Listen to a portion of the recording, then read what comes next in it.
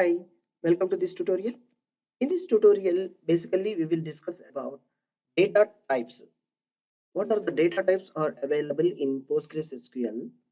The column, once we are creating a database table, we have to define a particular column, which data type data to be inserted in that particular column as in a row data. Let's start the session. We'll discuss about data types, very basics, and what are the most popular requirements in supports in PostgreSQL. Now see here that overview of the PostgreSQL data types are Boolean, character, types such as char, varchar, and text, numeric, types such as integer, float, and a floating point number, temporal types like date, time, and timestamp, UUID for storing universally unique identifiers, an array for storing universally unique array for storing array strings, numbers, etc., which is an array data type, like a group of list of data we can store into a simple column. And JSON stores the JSON data and JSON objects. And HStore stores the key value pairs.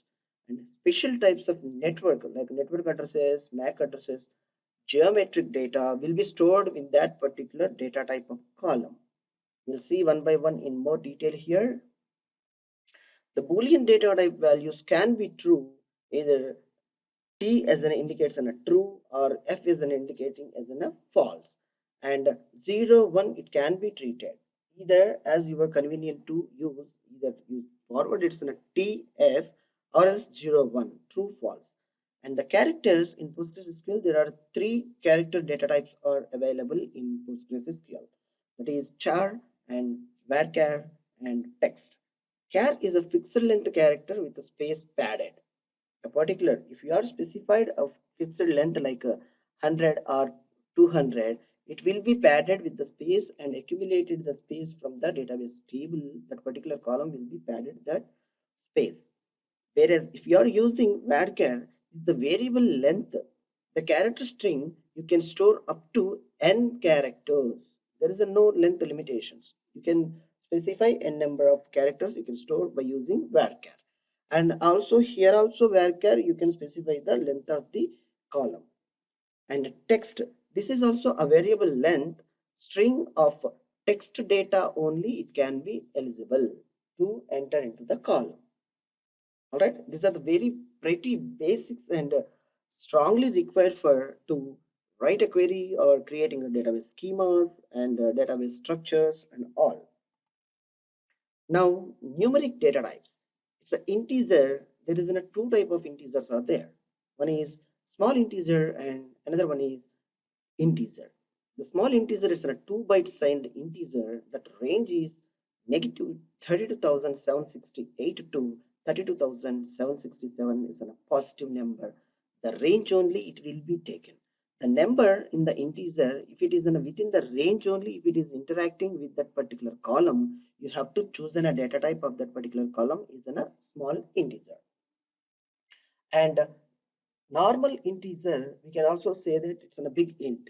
And similarly, 4 byte integer that has a range hyphen like 21,47,483 to like crores, it's not lakhs, I'm sorry, it's crores.